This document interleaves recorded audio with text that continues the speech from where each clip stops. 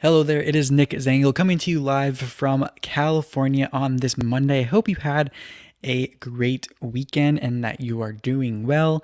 And if you aren't doing well, hopefully this is a start of that turning around and you doing better. I know a lot of us are in kind of that transitional phase or in a rough patch, and I hope this can be a source for you of distraction or at least turning the corner.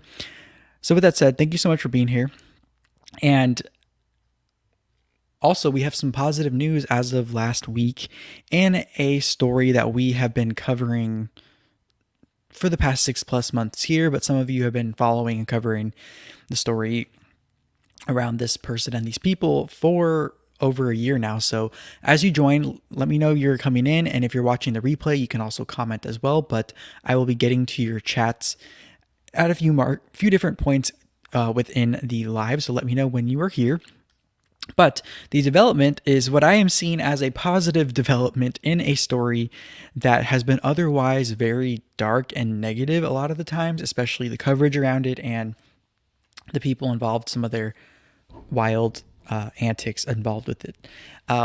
So I actually want to start by seeing if anyone's here, say hi. And we'll actually start with part one, which is basically what's going on with the lawsuit. If you are not aware, I'm just going to do a brief recap of what I think this means and who was right from what I've seen in their speculation. So, and later on, I'll go on into my coverage of Katie Joy the past 6 months and what I've learned and what I've kind of seen from that. And then at the end, we will get into some other people's coverage and what they are doing to maybe pivot away from Katie Joy, or are they doubling down, and what the future holds for everyone now that these people who built entire channels and audiences around this subject, how will they move forward? And so first, it appears that according to Katie Joy's statement, without a crystal ball is Katie Joy, if you're not aware, on her channel about the settlement being reached in the lawsuit, the speculation about who Katie's source was, who was basically feeding her information about lawsuits and legal things around Tati Westbrook, who is the person that was suing without a crystal ball Katie Joy for defamation. Sources that were feeding her information appear to have led to the exclusive that Katie Joy got for saying that there's an impending lawsuit coming for Tati and her former business partner, Clark Swanson, who, by the way, they're still involved in their lawsuit, Clark and Tati. But we now know from Katie's mouth, through an approved statement from her and Tati, that Clark Swanson was in fact her source that gave her the tip-off about the lawsuit. And so it appears from what Katie said that Clark Swanson was using Katie to or anyone really, to hit back at Tati. And so that's a whole nother situation. But it makes sense as to why Katie was able to break that story first, because that was the source. Now, the first person I actually heard speculating about this theory of Clark Swanson possibly being the KJ source was actually legal commentator Emily D. Baker on YouTube, who I've mentioned multiple times on this channel, and it appears that the speculation on her part is now confirmed as true.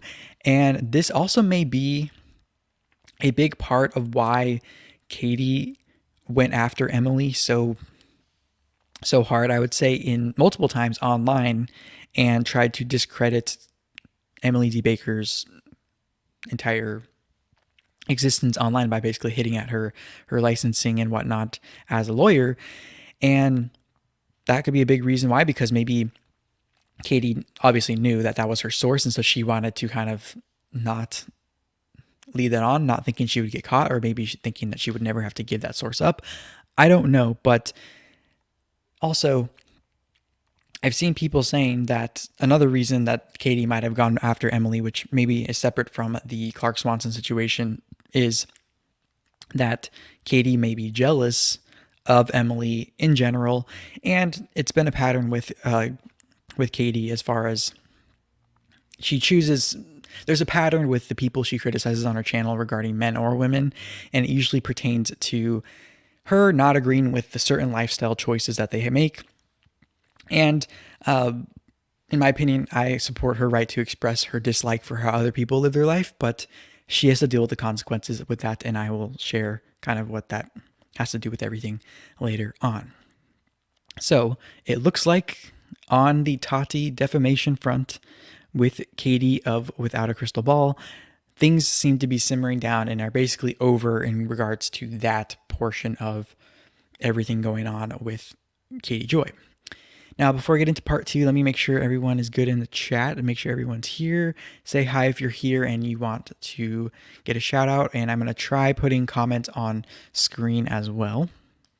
So the next part is me kind of revisiting my coverage of this story, because when I first was aware of kind of the detractor anti-KJ community, it was right before the lawsuit was made public between Tati and Katie. And there were a lot of legitimate claims and concerns, and I just found it fascinating because I had only encountered Katie a few times up until that point, and I wasn't really a loyal viewer. I was just kind of checking in for a few videos here and there and a few stories.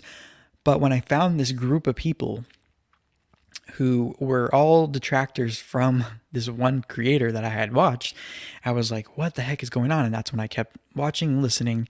And then, of course, this lawsuit dropped with the whole Tati situation, and it just poured more fuel on the fire that had already started with former moderators, former viewers, former subscribers, and the like. And so then things started turning, and in my opinion, that's when the anti-KJ community, in part, not everyone, turned into a KJ reminiscent acting community.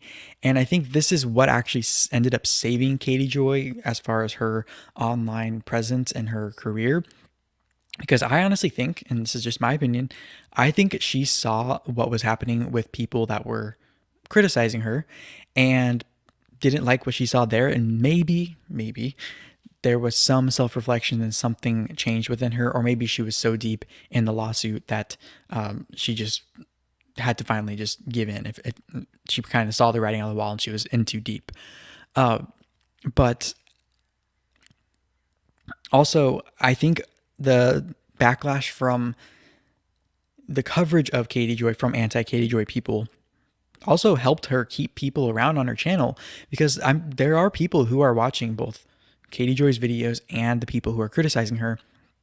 And if you see that it's lopsided one way or the other, you're going to stick with the other side. And so I think people did a disservice to the cause that they were trying to promote by getting so deep and into the anti-Katie Joy world, and ended up adopting some of her patterns. And I mentioned this before, how Katie Joy also has distributed some or displayed some behaviors of the people that she criticized as far as fundamentalist groups and cults.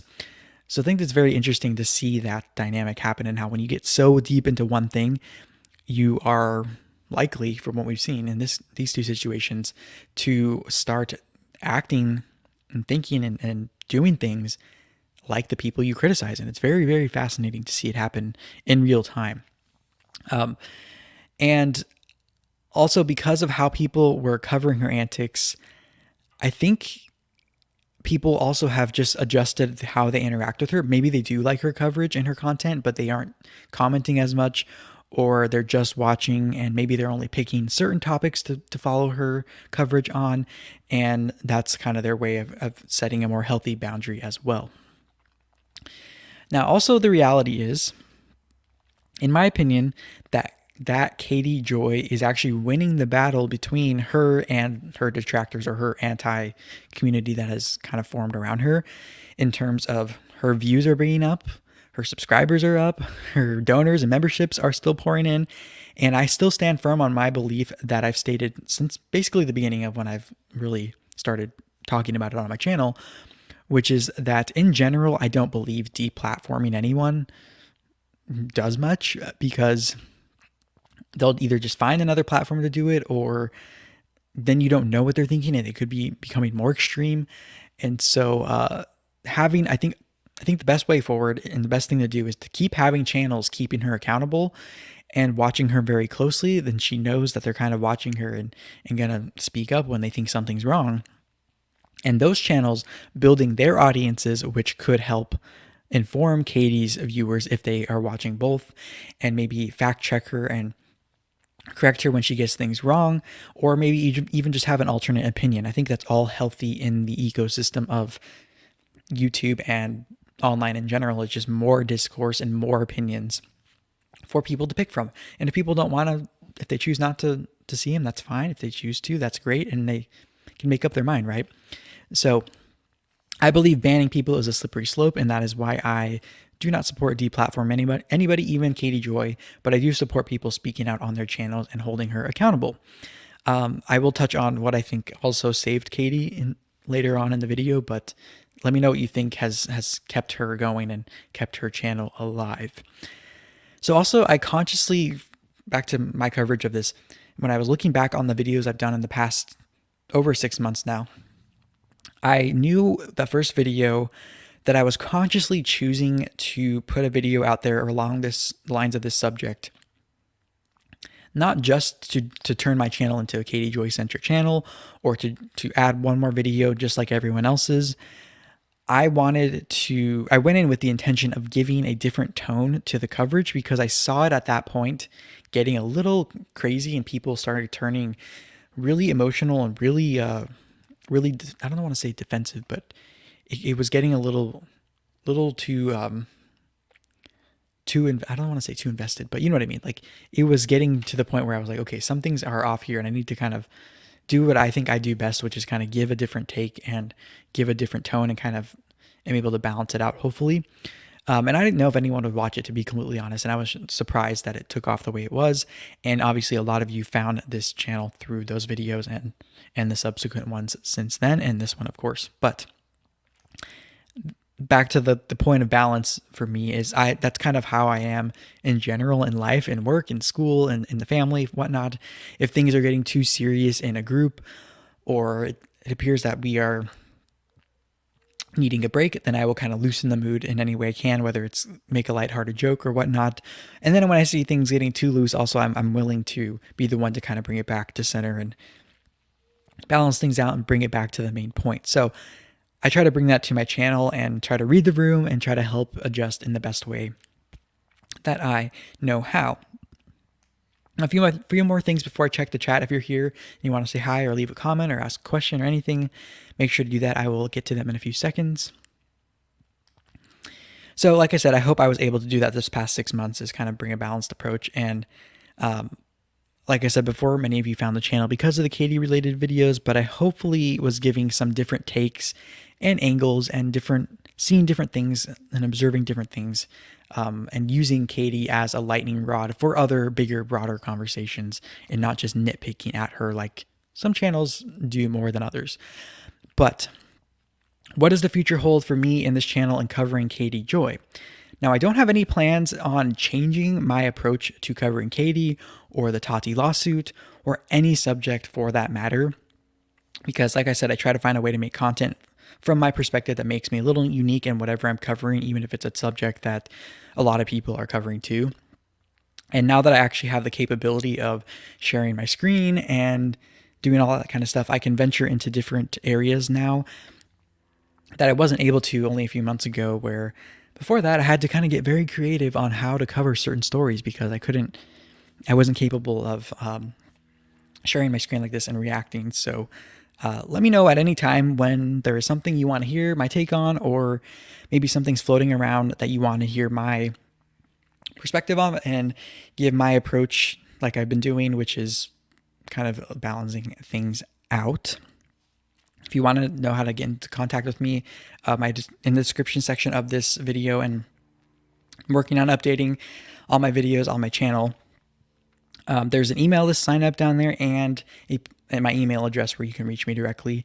But I'm going to keep my eye on the Tati business partner lawsuit in particular, because that seems to be the next thing that is going to take center stage as far as this type of community. And it could still involve Katie, we don't know, but I also like the business aspect of what is unveiled in these lawsuits. And so I'm going to keep a close eye on that. And obviously, I think Emily D. Baker, who's the legal commentator I often reference, I'm sure she will cover that too. And so I think I'll be able to give my unique perspective on that as well. So let me check the chat, see if anyone has anything to say. Okay, I think we're good. All right, so the final part of this live is going to be more in reference to other people's coverage of this whole situation. And I think we all know, if we've been watching this for a long time, that a lot of channels really just grew out of nowhere because of their coverage of this, whether it's they are commentary and they switched to covering this, or they added this to their rotation, or they moved their channel to commentary because of this situation, because maybe they were a former viewer of hers, or people just started a channel just so they could expose Katie or hold her accountable, whatever you want to call it. All those things led to growth of channels, including mine. And so I want to see who is pivoting, who is going to hurt from this lawsuit ending, and kind of what's the future holds for coverage of channels that grew from this. So some will pivot, I think, and some are pivoting and have been diversifying their content for a while. And then others are just pivoting to covering, without a crystal ball, Katie Joy, other subjects around her, whether it's her coverage of the Duggars or some of her comments about other fundamentalist families she covers, or the Teen Mom situation. So like I said earlier, I would reference what I think another thing that is happening that is actually saving her channel, and that was the Josh Duggar in particular, his scandal that just came out, and obviously her views and subscriber count have gone way up since then, and has brought a lot of more attention back to her channel, because she was kind of known as the TLC Duggar sister wives channel. That was kind of her niche, and so, like I said in my last live where I talked about this, that's kind of her thing. So I wasn't surprised to see her views go up, and I wasn't surprised that she covered the Josh Duggar situation. Now, her detractors' channels, in my opinion, are going to still be alive, because she, like I said earlier, she kind of learned her lesson, I think, but time will tell if she goes back to her old ways. And if she does go back into her old ways, that gives the detractor channels of hers even more of a lightning rod for content for them. And at the end of the day, yes, there are real life implications for her and the lawsuit she's involved in and the people she talks about. But at the end of the day, it's entertainment, and it'll be interesting to see what paths different channels take. But let me know, will people shift to covering, or do you think people will shift to covering the Tati business partner lawsuit and any of the drama that comes out of that, if it doesn't involve Katie? And will audiences be as interested? Let me know what you think. Now I want to shout out the channels that actually have been watching over the past year, I guess, almost, where I've been following the developing without a crystal ball drama and the lawsuit and whatnot. And so I have 6 channels that I want to shout out, and these are the ones that I kind of was referencing when I said who is pivoting from coverage of Katie Joy and who is not.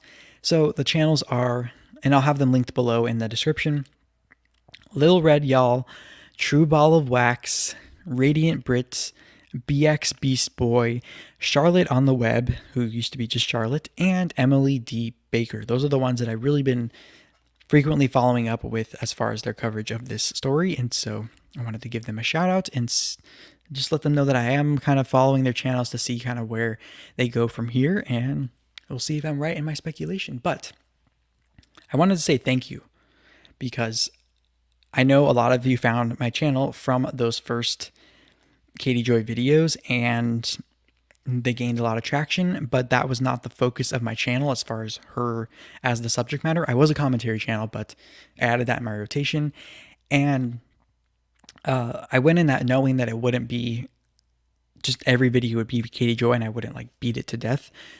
But I want to thank those of you who did stay around and continue watching all videos, whether it was about her or not. And just know that this is only the beginning of this channel and where we're going.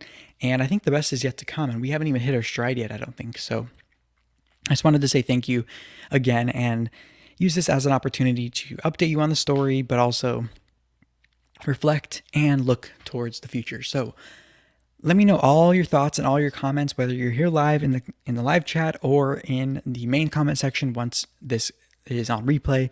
And if you're listening on a podcasting platform, make sure to share wherever you can comment. And if you're on Rumble, make sure to comment there as well. So if there is no other questions or comments or anything in the live chat, then I am going to sign off. Fun fact, or programming note, I should say. My next video is actually ready to premiere tomorrow, Tuesday at 6 p.m. at the same exact time with the live chat enabled. So I will be in the live chat chatting with you all. It is on the channel right now. It is on the main homepage. You can set your reminder to make sure you are there live and make sure to do that. And with that said, I will talk to you in the next one. Click around the channel for more. Bye-bye.